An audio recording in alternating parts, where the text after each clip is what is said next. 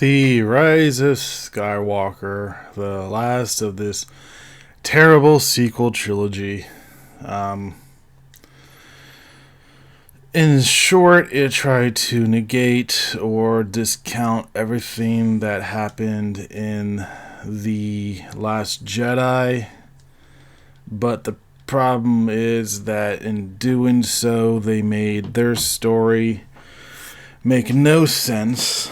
JJ tried to put in almost every element that Rian Johnson didn't put in, therefore making the story make no sense, make it very nonsensical. Every moment that was supposed to feel impactful just fell like a dud. Skipping to about middle-ish of the movie, maybe the end, Rey and Kylo are something called the dyad of the Force. That literally was not mentioned until the end, or halfway, or towards the end of the movie. So it was just like, oh, what the fuck is the dyad? Emperor Palpatine being resurrected wasn't anything new. And they announced this in the trailers that Palpatine was back. So they did that in the Legends in the Dark Empire or something like that. Essentially in the same manner where Palpatine had clone bodies waiting for his Force spirit to enter them. But it was not explained in the movie. The movie just kind of swept it under the carpet, saying the Snoke was the failed clones or failed bodies. The problem was, again, they didn't really play it off or explain it in the movies at all. It was just kind of there. Reylo, they get their kiss at the end, and every shipper had to get new pairs of pants because they creamed themselves. Woo. And again, the whole Reylo thing, not earned, not built up well enough. It was just forced in our faces, and we had to accept it. The implication of the Force throughout this trilogy was that it seemed like only certain people can use it in JJ's world, where Rian Johnson said, oh, well, anyone can have it, which I said before I kind of like and agree with. But with Rey's character revolved around all of the Force stuff. Essentially, who her family was. That was literally the only thing she really gave a damn about, was trying to find out who her family was. Which honestly doesn't matter. Everyone came up with theories in the beginning that she was a Skywalker, she was a Kenobi, she was a Palpatine, and well, guess which one came true? She's a Palpatine. Oh my god, old man Shiv with his leather face got it off with someone.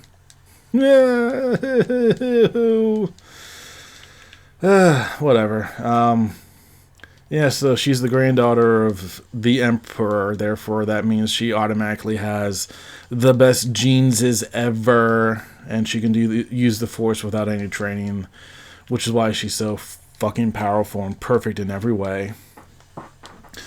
Which makes no sense, because if that was the case, I would be a detective in the state police, but I'm not. Or I would be in the Navy, or I would be in the Army, but I'm not.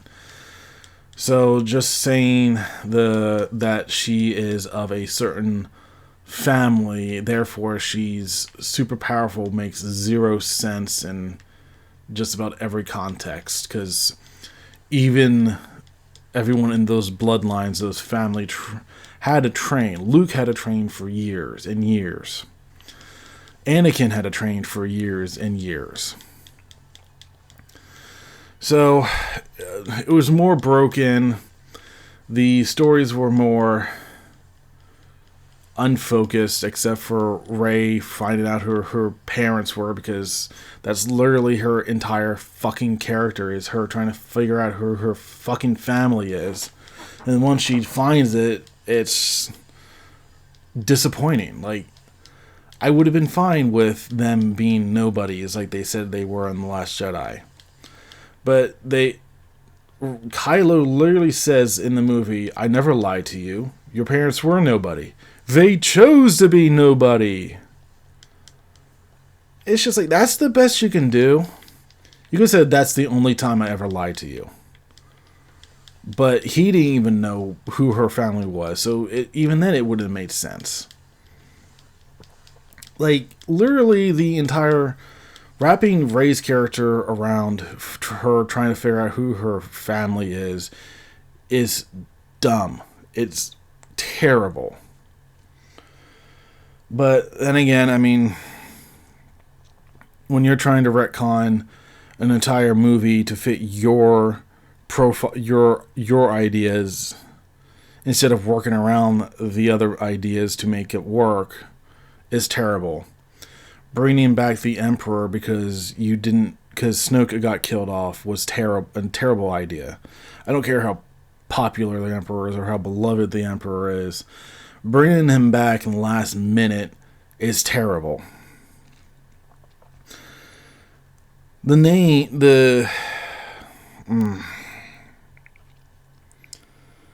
And not to mention that, unfortunately, Carrie Fisher had passed away before filming began. So they worked around that by using cut footage from The Force Awakens. So they worked around that. Well, I wouldn't say they worked around it very well, but they used that cut footage when pretty much everyone I've heard agreed that there should have been a funeral, and not have a funeral in the beginning of the film and not have Leia in the movie at all. Like, one idea that I shared was everyone is standing around a grave or her body that's covered by a shroud, not saying anything, having Leia's theme playing in the background softly, and then cut to Kylo Ren, who's looking out the window mournfully until he gets interrupted, and then have the opening crawl or something like that. Like, don't have her in the movie. Have something remembering her in the movie instead. Like Star Trek Beyond, whatever it was called, that wasn't directed by JJ, handled the death of Leonard Nimoy very tastefully, in my opinion, because he had passed away in the films before the filming, and he too played an important role within the new Star Trek. And they literally handed young Spock, a data pad with old Spock's obituary on it. And he went, and the next scene is him mourning. So, I mean, they could have had something like that. Like, they didn't have to have Leia in the movie using deleted scenes. And I understand the studio got permission from Leia's, Carrie Fisher's family, but even still, it's just like, no, we don't want this. We want it to be very respectful. And the way they sent her off sucked. She literally communicated with Ben one last time, and then she perished. And it's just like, okay, that's not a good send-off. That's terrible.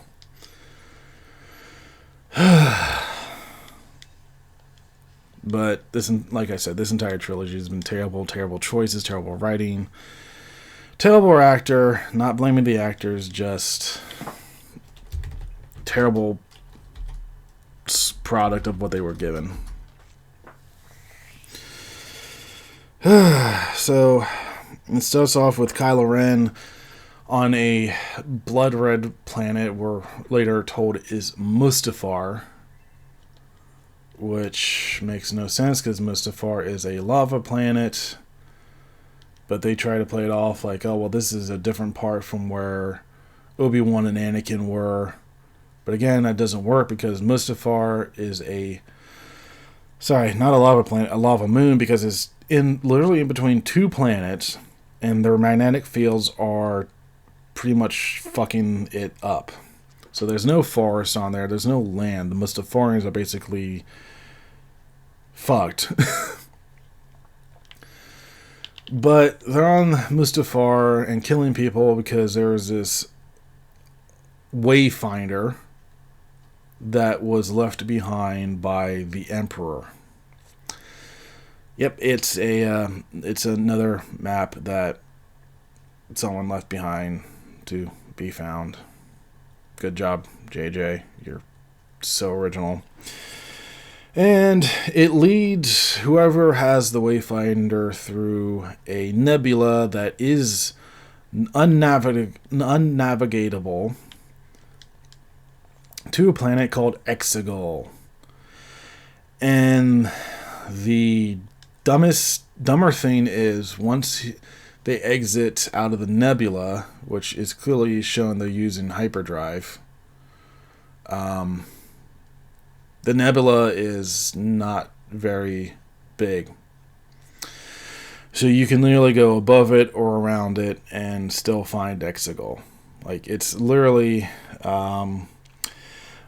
assuming you have a TV in front of you, it's like that. It's like a TV. You can see above it, around it, and below it. And yeah, so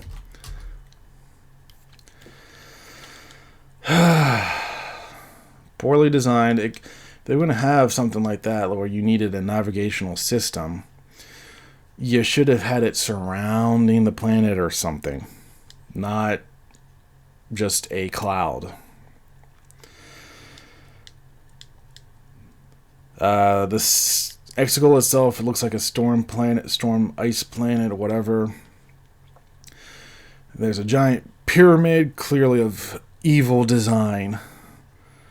And Kylo sees the Emperor in a decaying body, and the Emperor offers him everything, including becoming ruler of the galaxy with this new super powerful fleet.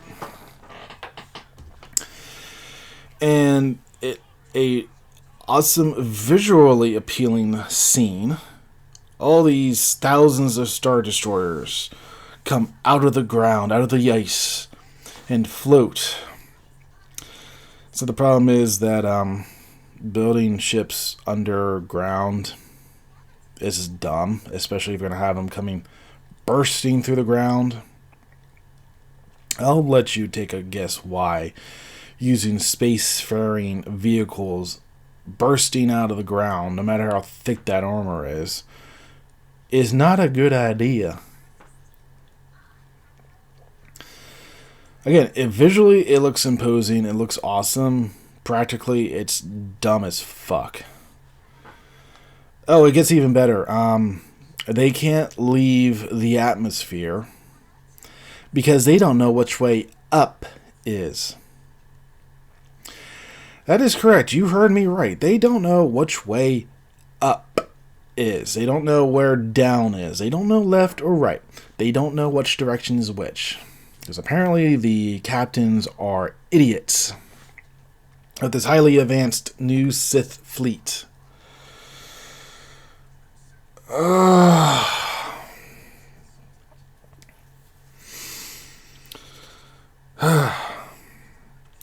So the new Resistance, which has grown in numbers because apparently like a year or two has passed between the movies, which finally they decide to have time between movies. Rey has actually been training now under Leia, who as far as we know, still hasn't had any training. But in fact, she has, because Leia built her own lightsaber. And they have a flashback of Leia training with Luke. God, don't you love it when writers and directors actually work together and talk together and make movie plans together to make sure everything is coherent and works with each movie? Yes, I mean, I love that too, but no, that didn't fucking happen with Disney because no one said, hey guys, you need to work together. They said, do whatever you want, guys. Do whatever you want. Make us money. That's all we care about. Jesus Christ, these movies suck. So, Rey receives training. There's hints that she might turn to the dark side because she gets upset at a training droid that shoots her a couple of times. Oh no, she's not perfect. Oh. Poe and Finn are on a mission to get information from a First Order spy about the Emperor because apparently his voice being on every radio saying, hey, I'm the Emperor, I'm alive, come find me, fuckers, wasn't good enough. They had to get inside information from the First Order that he was alive. But sure. They get it from some ice world, like literally it looks like a ice sculpture that's mirrored up and down, like it's some sort of sculpted ice space station, is literally the only way I can think how to describe it. And even then it's just kind of like, okay. So they're found out and a bunch of TIE fighters chase them. And once again, because they ruined light speed and space travel within the previous two movies, why don't we break it even further? They perform something called light skipping. They literally go into hyperspace, and now the TIE fighters have hyperspace tracking, therefore the TIE fighters can chase the Millennium Falcon through hyperspace. I don't think I need to tell you how dumb that is. So once they get out of hyperspace to go a few feet, they once again initiate hyperdrive and come out and then initiate and then come out and then initiate. They literally would kill the hyperdrive engine device if this was a thing. No, but at worst they catch fire. That's it. There's no navigation plotted, so they end up in different worlds. One of them is a world that is a mirror of each other, I guess. I don't know how to describe it. It looks like there's a mirror between the ground and the sky. So you see two falcons bobbing in and out. So it looks visually appealing, but it makes no sense. In the last world, there's a giant space worm that eats the TIE fighters, and the good guys get away despite the fact that they probably should have blown up with what they were doing. Let's not forget fuel. They probably wasted all their fuel doing that too, because fuel's a thing as well, if you remember. Start of the movie already sucks. And that's when they find out Palpatine's still alive, and they have to make a plan because there's another time frame. I think it's 46 hours or 48 hours for any planet not already under the control of the First Order that's been altered to the Final Order. I'm not kidding. It goes from the Empire to the First Order to the Final Order.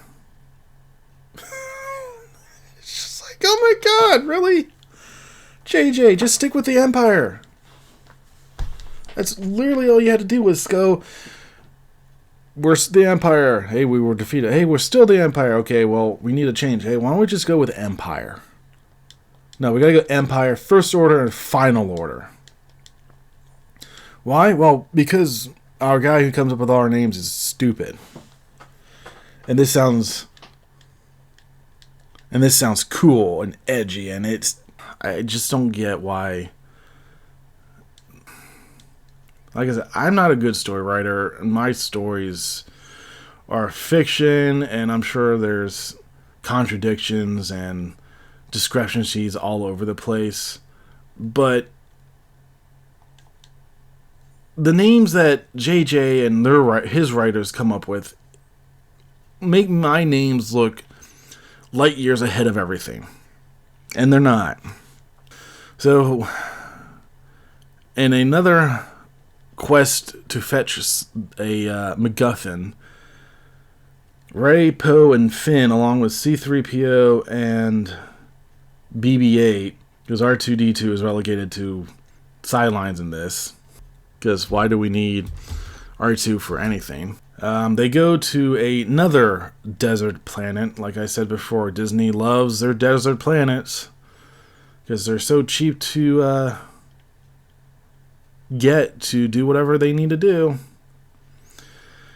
And they're in the middle of a celebration that happens only once every, 32 years or something like that? Like it was supposed to be matching up with the release date of OG Star Wars to that point. I don't know. It's really stupid. And while they're exploring everything, they try to be funny. It's like, hey, keep an eye out for Imperial patrols. That includes you, Chewie, and the new actor playing Chewie bends over. Haha, funny moment. And I got a small chuckle out of it. Rey is given a necklace of some sort by a local kid, and the kid literally asks, "Who are your people?" or "Who's your family?" And she goes, "I don't have a family." It's like, oh fuck, are we really going back to this bullshit? Of course we are, because everything about Rey revolves around her finding out who she is, because that's the most important thing in the entire galaxy, not the fact that the Emperor is back and they're being hunted.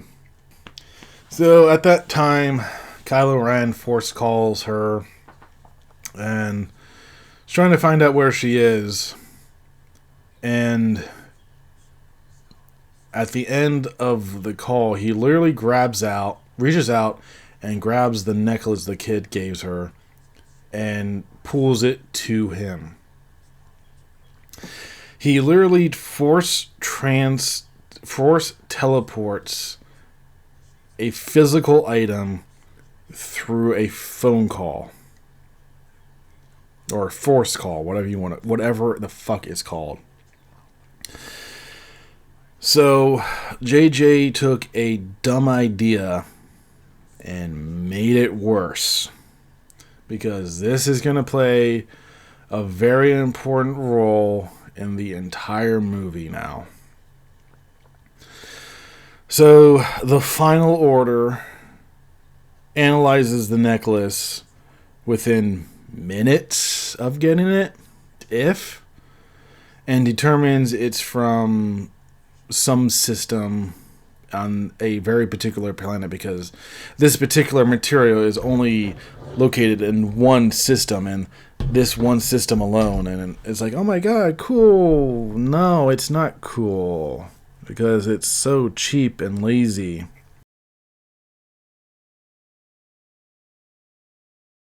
I thought J.J. Abrams was a good director before. But, of course, the First Order already has people there, because they mentioned it very briefly, even though there wasn't any evidence of any First Order activity. Sorry, the Final Order. But, of course, Final Order troops can be there within seconds. And as they're running from the Last Order people, Final Order, whatever, I'm just going to stick with the First Order. So running away from the First Order people, who are they rescued by? None other than Lando Calrissian, who now, thanks to the Solo movie, is robot sexual. Yep, they made that a thing too. They really made that a thing. He explains that him and Luke came to this particular planet years ago, looking for the exact same artifact that the new cast is looking for now. But he can't help them now. He can only give them a general location of where they were trying to look before Luke left. I guess Lando never did. On a nice, merry little chase where now they introduce jetpack stormtroopers, and everyone goes, "They can fly now! They can fly now! They can fly now!" They've always been flying. They've had jetpack troopers before. This is nothing new, nothing exciting. The fact that their sand mobiles can catapult these new flyers is weird. But good guys are unharmed, bad guys are dead. Finn, well, the cast gets stuck in quicksand. And Finn is about to tell Rey something because he's always going, "Rey! Rey!" That might as well have just been his entire personality, was chasing after Rey, yelling her name. His only lines going, "Rey!" But instead of it being quicksand, it's actually sand that leads to a cave. That makes zero sense, because if that was truly the case, that cave would be buried in sand. But there's a roof on the cave, and there's nothing holding the sand out. So, yeah. Just an excuse for Finn to yell Rey, I guess. Oh, and then we get to discover Rey is even more altruistic, more of a perfect being, because there's a worm that's been digging these caves that wants to kill them, but she heals it from a wound, and it leaves them alone. And not only that, but once it moves, there's a way out. Ooh, yay! So, anyway, they escape, and by coincidence, they find the very ship they were looking for. And this ship belonged to a Sith assassin, who we find out tried to get Rey's information from her parents. So, not only is this a very coincidental ship that they're looking for, that's very specific, that has the item that they're looking for, this happens to be the ship of the guy who killed Rey's parents. Yep, that's a thing. There's a new droid on there that they make the comedy character. There's a knife on there that was the artifact they're looking for, that will tell them the exact location of the Wayfinder. Oh, wait till we get to that part. Oh, yeah. So, Chewie, Finn, or is it Chewie and just Rey? Yeah, Chewie and Rey leave the ship because Rey senses Kylo's coming, and Chewie follows her. And we get glimpses of the Knights of Ren who follow Kylo, who, if I didn't explain them before, is because the fucking movies didn't explain them before. Anyway, we see the Knights of Ren being stalkers. Rey confronts Kylo in his TIE fighter, who's charging at Rey.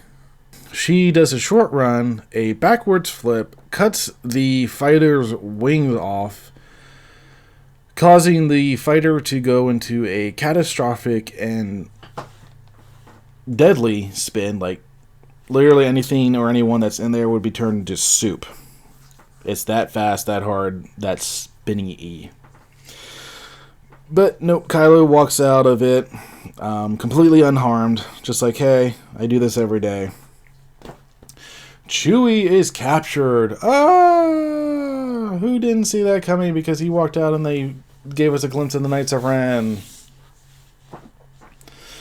And as the transport ship is leaving, Rey grabs it with the Force and starts to pull it down.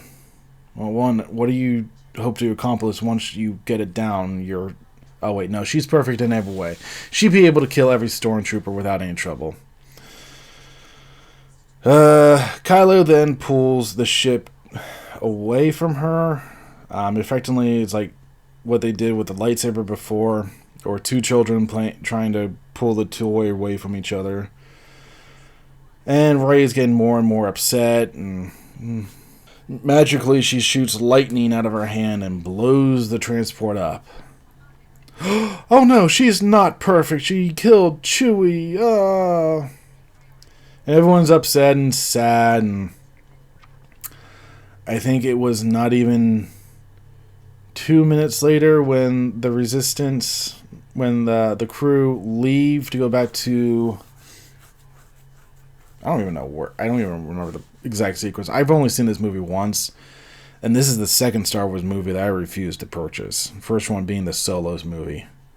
I cannot stand this movie. Like, I've seen The Last Jedi more than this, and I don't like that. I can't stand The Rise of Skywalker. But I think the Resistance members leave in the Sith Assassin's ship, and immediately after that, we're shown that Rey is still perfect in every way, shape, or form because Chewie is still alive. They used a decoy transport ship to trick her, which doesn't make sense because a few minutes later she picks up on Chewie's life force on Kylo's flagship later on in the movie. It's like, if she could do it there, why didn't she do it earlier? Why couldn't she tell that wasn't Chewie on that? There was no Chewie in that ship.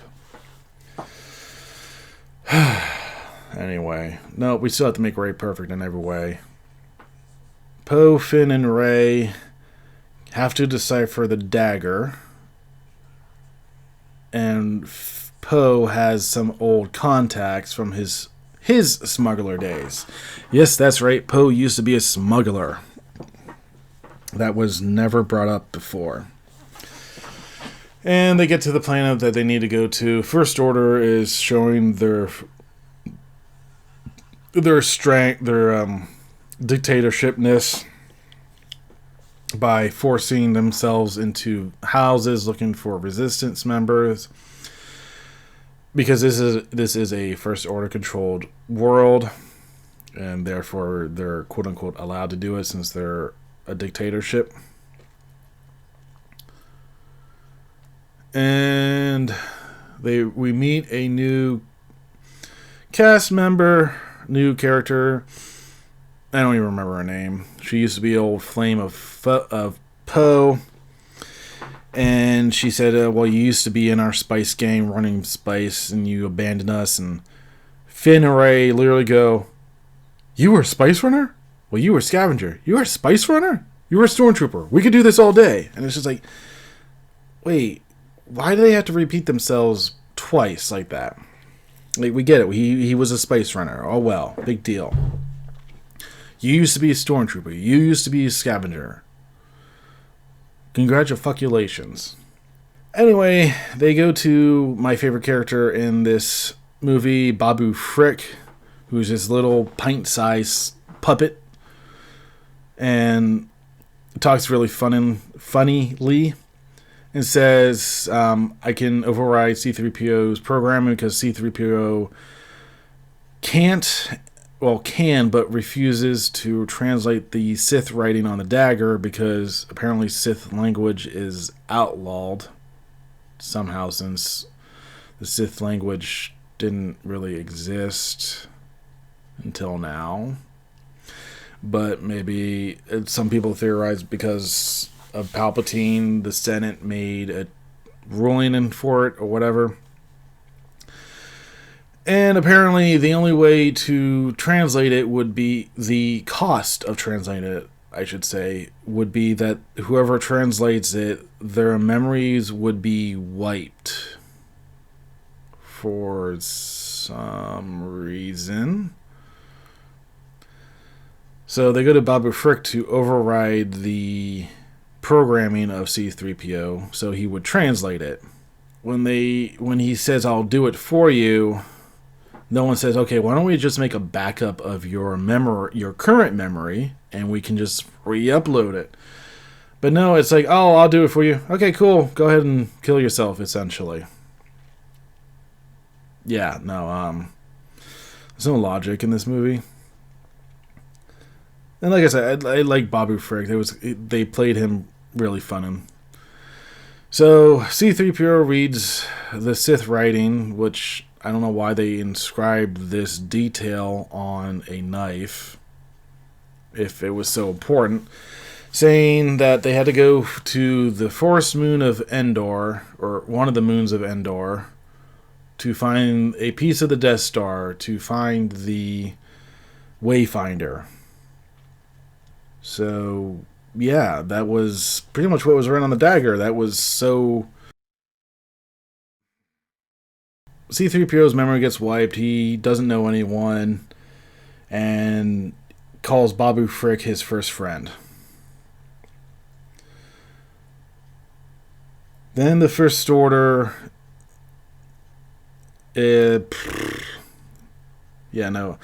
So now the Resistance needs to get off the planet. They can't do it because of the First Order ship above them. And again, not taking advantage of space or going around the planet, because clearly there's only one First Order ship that they would have no issue going around if they went to the other side of the planet.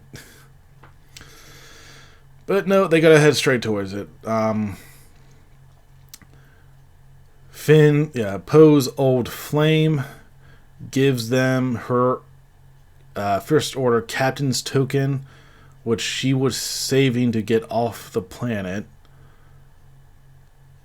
Which brings to the question is, if you had it, why don't you just use it?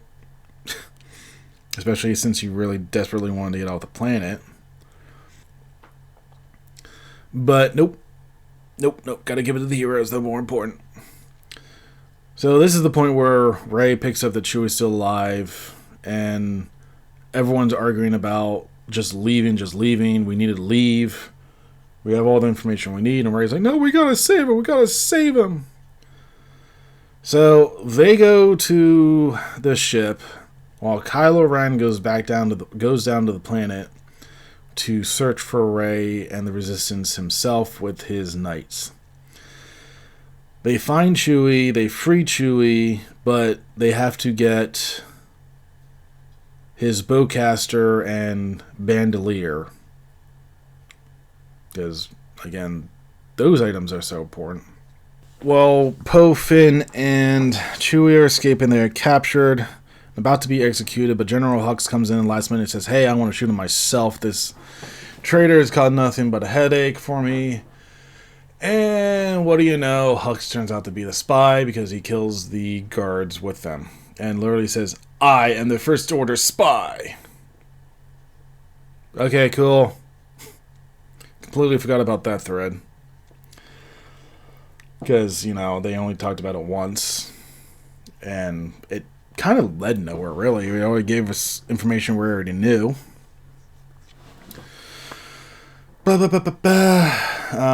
He leads them to the Millennium Falcon and tells Finn to shoot him in the arm, but Finn shoots him in the leg instead to make it look like they fought their way out.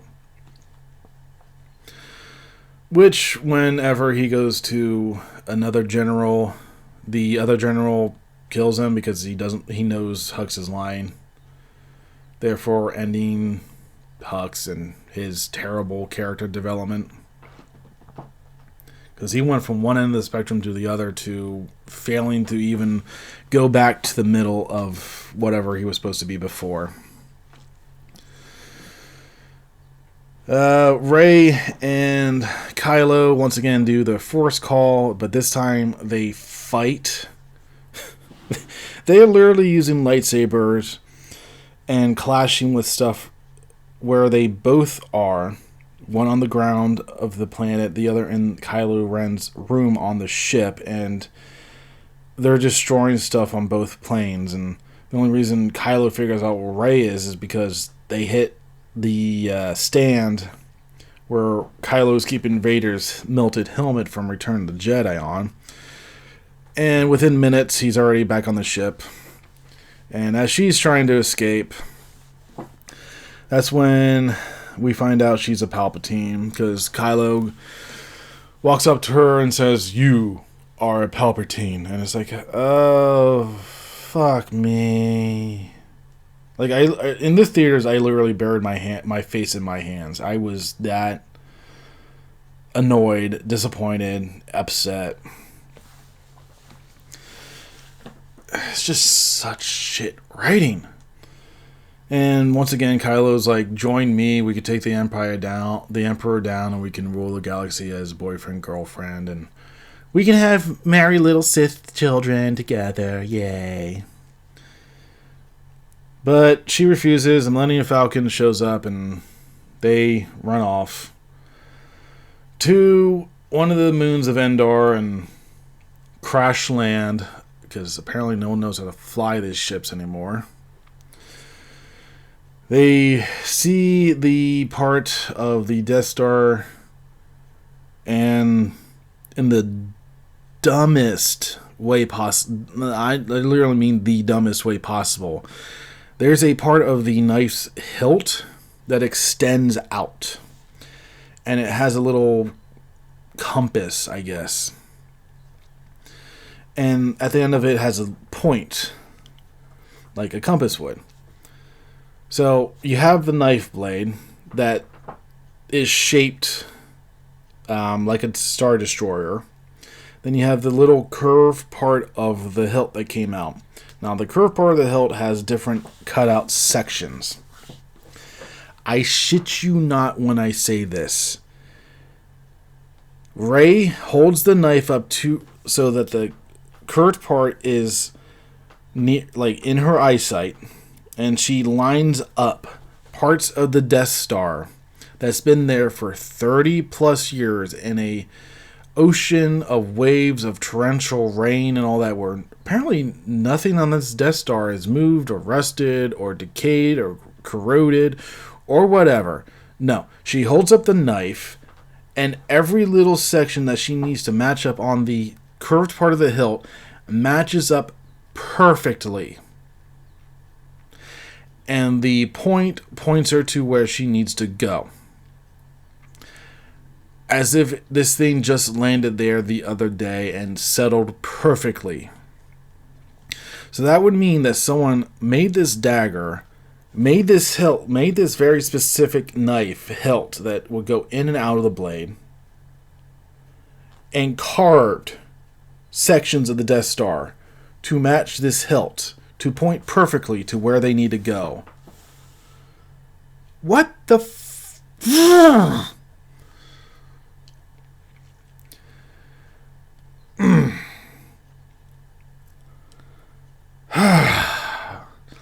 I don't write shit this stupid. And I'm a stupid writer. This is terrible. I can't believe people think this is a good movie. There are people out there who think this is a good movie. So, in the first movie as well, and in the book, we learn that Finn is the first and only stormtrooper to ever break the programming from being a child soldier. Well, guess what? He's not. Doesn't even have that for him anymore, because there's a whole group of former stormtroopers who are now living on this planet. Yes, that's right. So now Finn doesn't even have that accolade. He was just a stormtrooper who broke the programming. Because these people look older than he is. So he's not even... But yeah, they say, oh, well, we'll help you get over there, but we'll do it later when the right waves and winds are calmer, so that our boats don't capsize. And Ryan's like, no, we gotta go now, no. Yes, I was pretending to be a whiny little baby, because that's what she is. And of course, everyone's like, oh no, we gotta let's fix the Falcon first and wait till the morning, like everyone else is suggesting. But, of course, Rey, being perfect and the impatient little bitch that she is, steals one of the boats, and with never having to have any training or learn how to use these boats, she perfectly navigates 100-foot waves and gets to the Death Star where she needs to be with no trouble. So she knows where she needs to go, which is weird because, again, there's no pointing. It doesn't even look like there's a specific spot to wherever the thing to point. Well, when you're in a area where you just point to where you need to go, it's like, okay, right here, and usually you would have someone on the other side going, yeah, you're there. But no, she knows exactly where to go the first time, of course, because she's fucking perfect in every way, shape, or form. And guess what? It's the Emperor's throne room from Return of the Jedi. Oh my god, yay!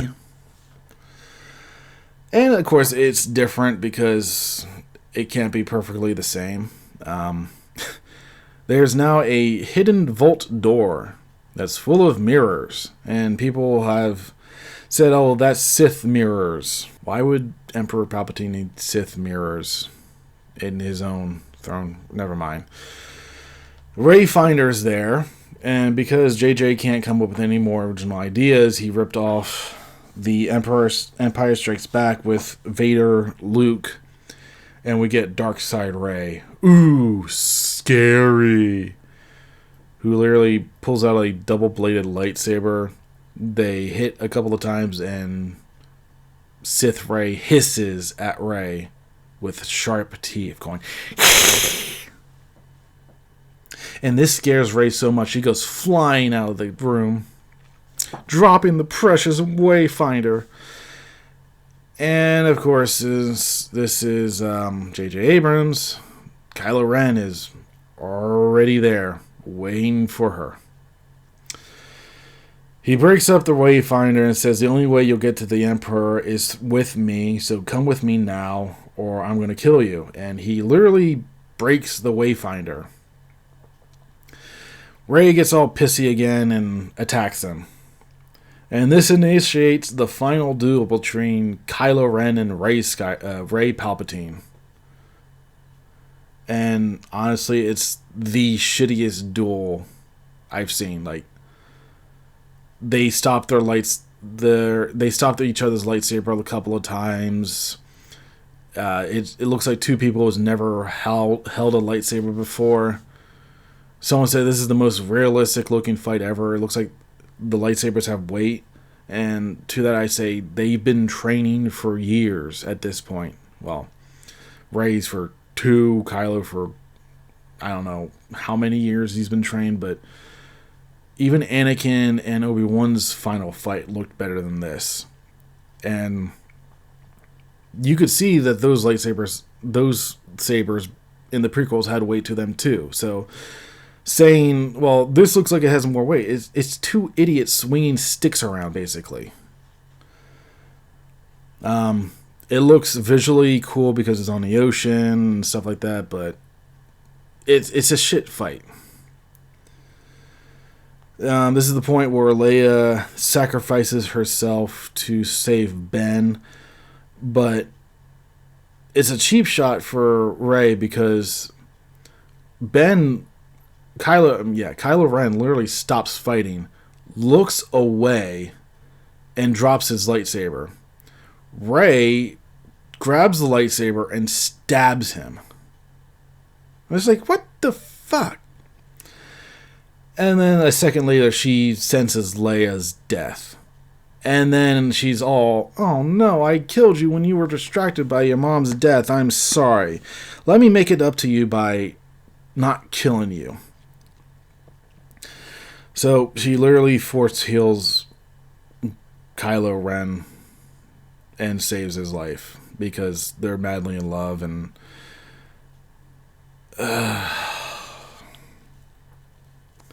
there's also, like, literally she kills Kylo Ren because after this point he becomes Ben Solo again after a shit memory or vision of Han Solo coming back. Like, literally, they brought Harrison Ford back for all of a 20-second scene where they say the same thing they said in The Force Awakens. But it's not reused footage. They literally got Harrison Ford back in the Han Solo outfit for 20 seconds. They didn't even bother trying to do his hair or anything. They said, here's the shirt, here's the jacket, do the lines, and you can go home. Like, he literally looks like shit in this scene. So yeah, Rey kills Kylo and brings back Ben to life. Oh, she also steals Kylo's TIE fighter and runs away to Luke's planet, wherever he was, Octu, I think it is, and proceeds to destroy the fighter, despite the fact that the only now remaining Wayfinder is in there. Because, oh no, Leia's dead, I killed Ben, I'm all upset now, forget the rest of the galaxy. But the Force Ghost of Luke... Oh, she's about to throw her rebuilt lightsaber into the fire as well, and Luke catches it. And once again, spit in the face of Rian Johnson, Luke says a Jedi's weapon should be treated with more respect. Yep, nope, they're still taking snipes at each other. While neither of them understand Star Wars. Luke has to sit down with Rey. Rey gets the Wayfinder and is like, oh, well, I don't have a way off this planet. I just destroyed the only way off. And Luke pulls a Yoda and brings up his starfighter, which has been underwater for who knows how long. And is practically, I would think, the engine, none of it works because the electronics have been fried or soaked in water. The engines are probably dead. There's probably no fuel in there because fuel's an issue. But nope, it works perfectly. Ben has that vision of Han and takes a TIE fighter to Exegol following Rey. Not right up her butt but they're following each other. Rey is transmitting the coordinates to the Resistance, who are worried about their numbers. And Lando says, hey, I'm going to go use my charm. We'll get more people, don't you worry. So Poe leads what's left of Resistance to Exegol through the data that Rey gave them, despite the fact that they can go around the fucking nebula still. And Rey confronts the Emperor. Now, the Emperor wants Rey alive because she's his granddaughter and he can use her body to be reborn. Then Ben shows up and says, ooh, the Dydad. The two halves shall make one whole. Again, with this Dydad bullshit that didn't exist until the last of the movie. Yeah.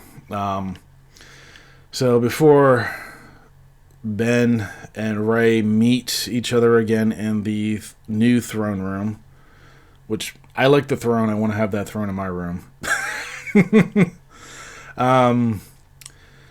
Rey fights Imperial guards, and there's breakdowns on how bad that is. And trust me, it's bad. I've seen the slowdown footage. And they show that fight twice at two different angles. So she fights them perfectly. Ben fights the Knights of Ren. Now, here's where it gets fun. Ben doesn't have a lightsaber because he threw his away on Endor.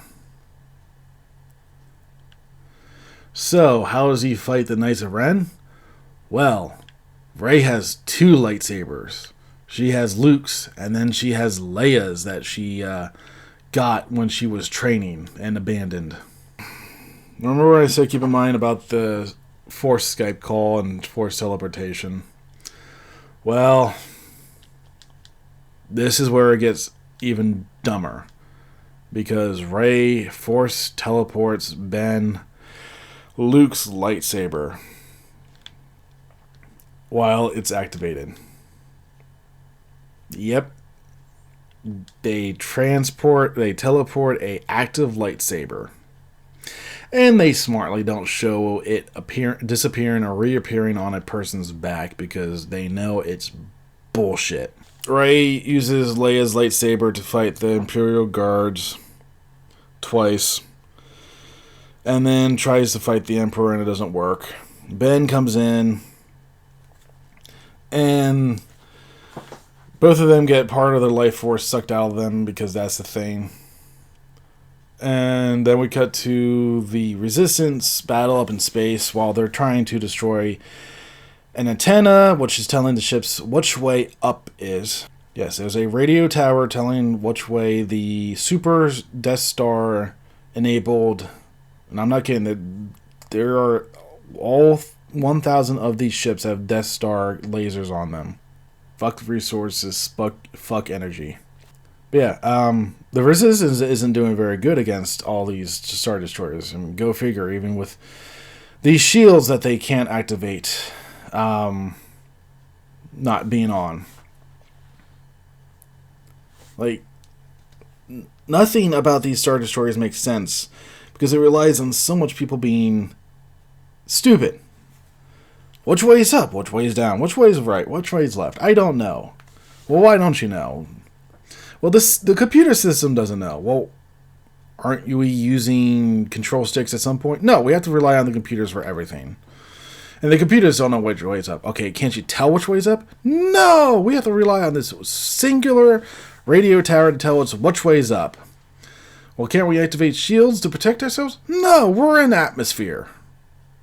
Why are we being afraid of then?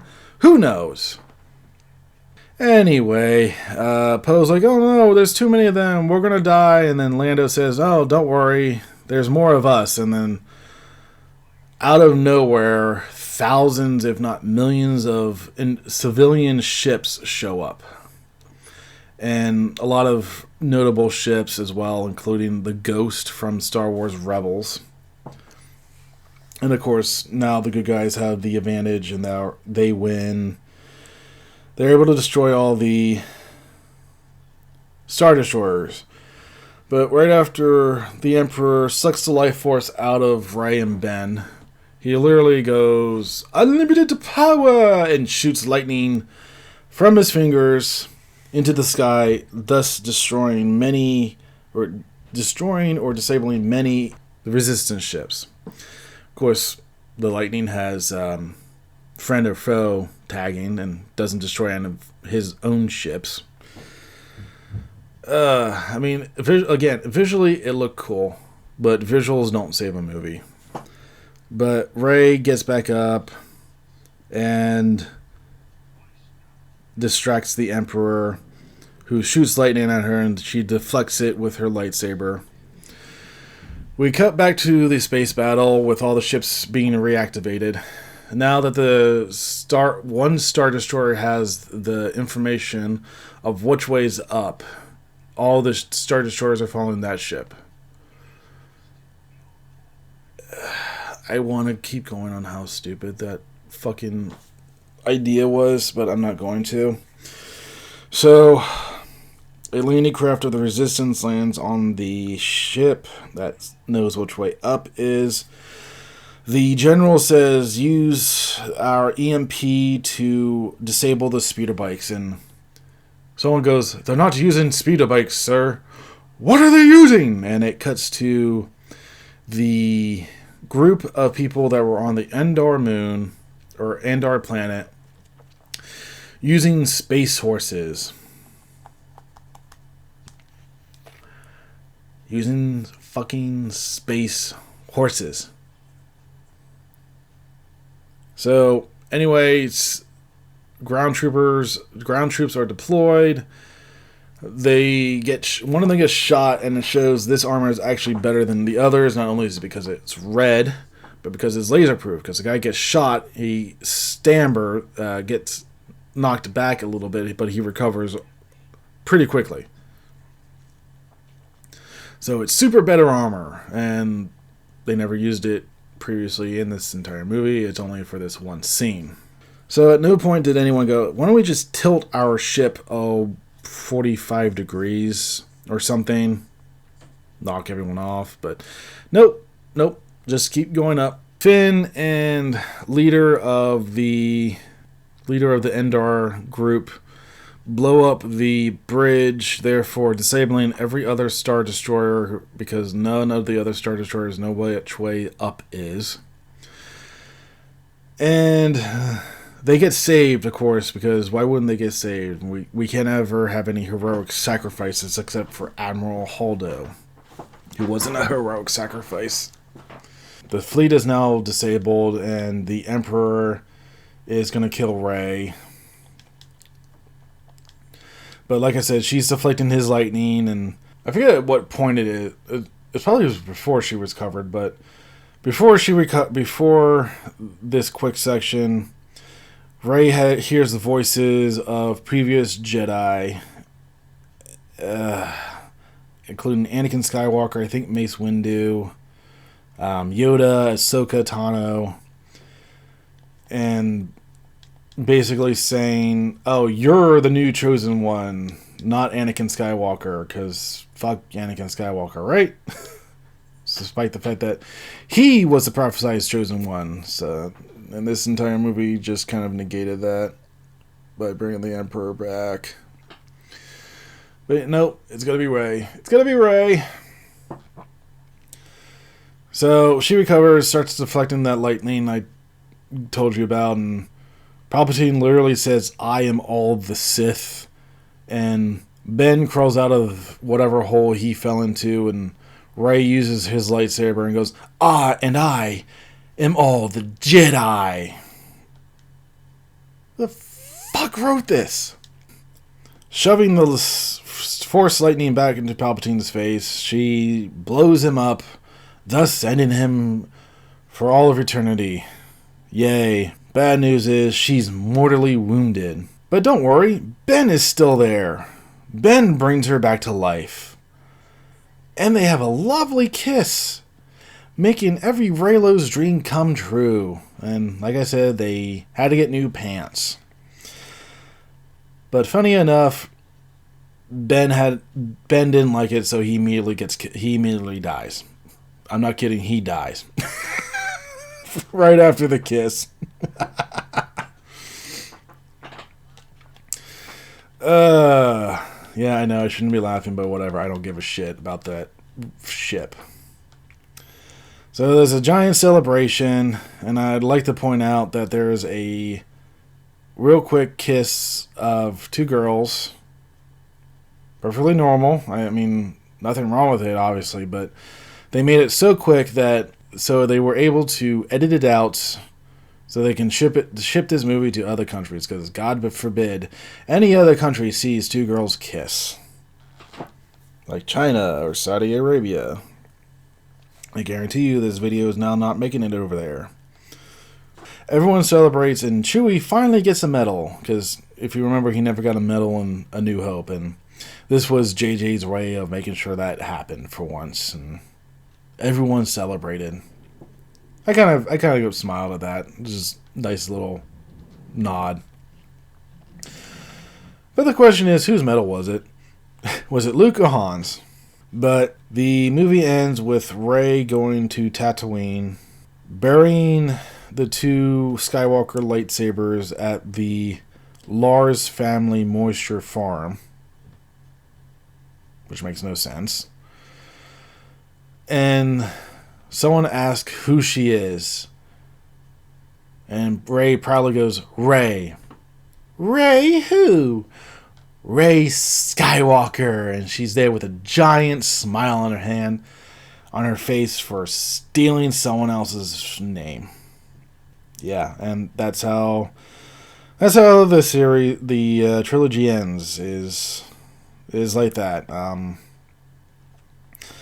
Like I said before, this movie is a mishmash, pish-posh, piss-take, piece of shit film that should not have been made. It should have gone through a different writer or multiple writers who knew what they were doing. Or they should have just followed George Lucas's ideas for what 7, 8, and 9 could have or would have been. Because his ideas were definitely a lot better. I mean, like I said before, him helming everything isn't a great idea because he's not a good director. I think J.J. Abrams is a good director. He's just not a good writer. So if you had George Lucas's ideas with J.J. directing, it could have been better. I mean, hell, even Rian Johnson's directing was a little bit better than George Lucas's, and I would have loved to see what that could have been. But we'll never know because Disney scrapped everything George Lucas did in favor of their bullshit. Wrapping this up because it's been going on for an hour now. Just Disney bought Star Wars, and at first I was excited, but after what they've done and what they've been doing, it doesn't feel as exciting or as special to me anymore. Where it's just another franchise they have. They're going to milk it as much as they want to. They're going to do whatever they want to. And obviously, if people like it, they like it. I, for one, I'm tired of it. So yeah, like I said, prequel trilogy I wasn't thrilled with, but I enjoy it. The Orti trilogy I love, and the sequel trilogy I just hate it. The other stuff, the shows that Disney has been doing, The Mandalorian, I enjoyed, but it does definitely have its flaws. It's definitely more in line to how Star Wars should be, with two people who actually give a shit about Star Wars. I would have loved to see their projects of movies. But Book of Boba Fett, I've heard nothing but bad reviews about it. And yeah, so I think Disney and myself are done with Star Wars. Or at least I'm done with Disney Star Wars. Thank you guys for sticking around. I'll try to split this up into 3 parts, or maybe do 4, one with all of it, and the other 3 with broken up into the different movies, simply because of how long this is. So with that, thank you guys for listening, and I'll talk to you later. See ya.